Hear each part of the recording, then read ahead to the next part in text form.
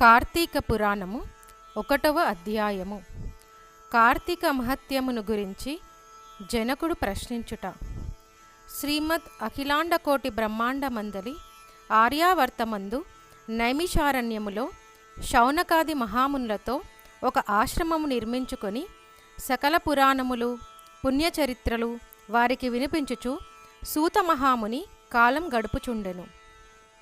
ఒకనాడు శౌనకాది మహామునులు గురుతుల్యుడగు సూతునిగాంచి, ఆర్య, తమ వలన అనేక పురాణములు వేదాంగముల రహస్యములు సంగ్రహంగా గ్రహించినాము. కార్తీక మాస మహత్యమును కూడా వివరించి దాని ఫలమును తెలపండి. తమరా వ్రతమును వివరించవలసింది అని కోరిరి. అంతటా ఆ సూత మహర్షి, ఓ మునిపుంగవులారా, ఒకప్పుడు ఇదే కోరికను నారదుడు సృష్టికర్తయగు బ్రహ్మను కోరుకొనగా, బ్రహ్మదేవుడు అతనికి విష్ణుమూర్తి లక్ష్మీదేవికి సాంబశివుడు పార్వతీదేవికి తెలియచేసిన విధంగా ఆ గాథను వినిపించెను. అట్టి పురాణ కథను మీకు తెలియచేయుదును. ఈ కథను వినుట వలన మానవులకు ధర్మార్థములు కలుగుటయే కాక ఇహమందును పరమందును సకల ఐశ్వర్యములతో తులతూగుతురు. కావున శ్రద్ధగా ఆలకింపుము అని ఇలా చెప్పెను. పూర్వం ఒకానొక దినంబున పార్వతీ పరమేశ్వరులు గగనమున విహరించుచుండగా, పార్వతీదేవి, ప్రాణేశ్వర, సకల ఐశ్వర్యములు కలగచేయునట్టిది, సకల మానవులు వర్ణభేదములు లేక ఆచరించదగినది, శాస్త్ర సమ్మతమైనది, సూర్యచంద్రులు ఉన్నంత వరకు ఆచరించబడేదేది అగు వ్రతమును వివరించమని కోరెను. అంతట మహేశుడు మందహాసమునరించి, దేవి, నీవు అడుగుతున్న వ్రతము స్కాంద పురాణమున చెప్పబడి ఉన్నది.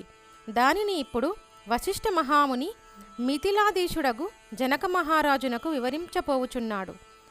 చూడు ఆ మిథిలా నగరం వైపు అని ఆ మిథిలా నగరపు వైపు చూపించెను. అచట మిథిలా నగరంలో వశిష్ఠుని రాకకు జనకుడు సంతసించి ఆర్ఘపాద్యములతో సత్కరించి కాళ్ళు కడిగి ఆ జలమును శిరస్సుపై చల్లుకొని, మహాయోగి మునివర్య, తమ రాక వల్ల నేను, నా శరీరము, నా దేశము, నా ప్రజలు పవిత్రులమైతిమి. తమ పాదధూలిచే నా దేహము పవిత్రమైనది.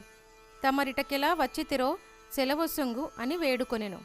అందులకు వశిష్ఠుడు, జనక మహారాజా, నేనొక మహాయజ్ఞము చెయ్యతలపెట్టి తిని, దానికి కావలసిన అర్ధబలము అంగబలము నిన్నడిగి క్రతువు ప్రారంభించమని నిశ్చయించి ఇటు వచ్చి తిని అని పలకగా, జనకుడు, మునిచంద్రమా, అటులచే ఇత్తును స్వీకరింపుము.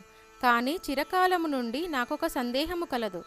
తమబోటి దైవజ్ఞులను అడిగి సంశయము తీర్చుకోదలిచి తిని, నా అదృష్టం కొలది ఆ అవకాశము దొరికింది. గురురత్న, సంవత్సరంలో గల మాసములలో కార్తీక మాసమే ఎలా పవిత్రమైనది? ఆ కార్తీక మాసము గొప్పతనమేమి అను సంశయము నాకు చాలా కాలం నుంచి ఉన్నది. కావున తాము కార్తీక మహత్యమును గురించి వివరించవలసింది అని ప్రార్థించెను. వశిష్ఠ మహాముని చిరునవ్వు నవ్వి, రాజా, తప్పక నీ సంశయము తీర్చగలను. నే చెప్పబోవు వ్రతకథ సకల మానవులను ఆచరించదగినది, సకల పాపహారమైనది అయి ఉన్నది. ఈ కార్తీక మాసము హరిహర స్వరూపము. ఈ మాసమందు ఆచరించు వ్రతం యొక్క ఫలితము ఇంతని చెప్పనలది కాదు, వినుటకు కూడా ఆనందదాయకమైనది. అంతయే కాక వినినంత మాత్రమే ఎట్టి నరకబాధలు లేక ఇహమందును పరమందును సౌఖ్యమును పొందగలరు. నీబోటి సజ్జనులు ఈ కథను గురించి అడిగి తెలుసుకొనుటకు ఉత్తమమైనది. శ్రద్ధగా ఆలకింపుము అని ఇలా చెప్పసాగెను. వశిష్ఠుడు కార్తీక వ్రత విధానము తెలుపుట. ఓ మిథిలాధీశ్వర, జనక మహారాజా, ఏ మానవుడైనను ఏ వయస్సు వాడైనను ఉచ్చ నీచ అనే భేదము లేక కార్తీక మాసంలో సూర్యభగవానుడు తులారాశియందుండగా వేకువజామున లేచి కాలకృత్యములు తీర్చుకొని స్నానమాచరించి దాన ధర్మములను దేవతాపూజలను చేసినచో దాని వలన అగణిత పుణ్యఫలము లభించును. కార్తీక మాస ప్రారంభం నుండి ఇట్లు చేయుచు విష్ణు సహస్రనామార్చన శివలింగార్చన ఆచరించుచుండవలెను.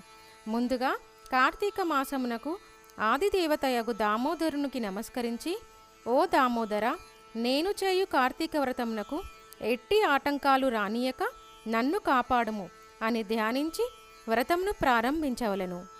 కార్తీక స్నాన విధానం. ఓ రాజా, ఈ వ్రతమాచరించు దినములలో సూర్యోదయంనకు పూర్వమే లేచి కాలకృత్యములు తీర్చుకొని నదికి పోయి స్నానమాచరించి గంగకు, శ్రీమన్నారాయణునకు, పరమేశ్వరునకు, భైరవునకు నమస్కరించి సంకల్పం చెప్పుకొని మరలా నీట మునిగి సూర్యభగవానునికి ఆర్ఘ్యప్రదానముసంగి పితృదేవతలకు క్రమప్రకారంగా తర్పములను ఉనర్చి గట్టుపై 3 దోసిళ్ల నీళ్లు పోయవలెను. ఈ కార్తీక మాసంలో పుణ్యనదులైన గంగా, గోదావరి, కృష్ణ, కావేరి, తుంగభద్ర, యమున మున్నగు నదులలో ఏ ఒక్క నదిలో అయినను స్నానమాచరించిన ఎడల గొప్ప ఫలము కలుగును. తడిబట్టలు వీడి మడిబట్టలు కట్టుకొని శ్రీ మహావిష్ణువునకు ప్రీతికరమైన పుష్పములను తానే స్వయంగా కోసి తెచ్చి నిత్య ధూపదీప నైవేద్యములతో భగవంతుని పూజ చేసుకొని గంధము తీసి భగవంతునికి సమర్పించి తాను బొట్టు పెట్టుకొని పిమ్మట అతిథి అభ్యాగతులను పూజించి వారికి ప్రసాదమిడి తన ఇంటి వద్ద గాని దేవాలయములలో గాని లేక రావి చెట్టు మొదట గాని కూర్చుండి కార్తీక పురాణము చదవవలెను. ఆ సాయంకాలము సంధ్యావందనము ఆచరించి శివాలయమందు గాని విష్ణు ఆలయమందు గాని లేక తులసికోట వద్ద గాని దీపారాధన చేసి శక్తిని పట్టి నైవేద్యము తయారు చేయించి స్వామికి సమర్పించి అందరికీ పంచిపెట్టి తర్వాత తాను భుజింపవలెను. మరునాడు మృష్టాన్నంతో భూతతృప్తి చేయవలేను. ఈ విధంగా వ్రతమాచరించిన స్త్రీ పురుషులకు పూర్వమందును ప్రస్తుత జన్మ అందును చేసిన పాపము పోయి మోక్షమునకు అర్హులగుదురు. ఈ వ్రతము చేయుటకు అవకాశం లేనివారు వ్రతము చేసిన వార్లను చూసి వారికి నమస్కరించినచో వారికి కూడా తత్సమాన ఫలము దక్కును. ఇట్లు స్కాంద పురాణాంతర్గత వశిష్ఠ ప్రోక్త కార్తీక మహత్యమందలి మొదటి అధ్యాయము మొదటి రోజు పారాయణము సమాప్తము.